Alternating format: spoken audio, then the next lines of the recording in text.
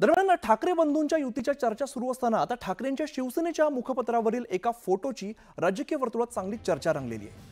आज शिवसेनेचं मुखपत्र असलेल्या सामना वृत्तपत्रात अनेक वर्षाच्या कालावधीनंतर दोन्ही ठाकरे बंधूंचा एकत्र फोटो पाहायला मिळालाय।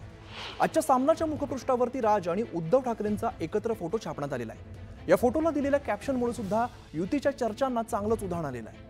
महाराष्ट्राच्या मनात आहे तेच होणार अशी टॅगलाईन यावेळेला देण्यात आली आहे। त्यामुळे एकीकडे काल उद्धव ठाकरेंनी केलेलं सूचक विधान आणि त्यानंतर आता सामनाच्या मुखपत्रावरील या फोटोमुळे पुन्हा एकदा नव्या युतीची लवकरच सुरुवात होणार का याकडे अवघ्या राज्याचं लक्ष लागलंय।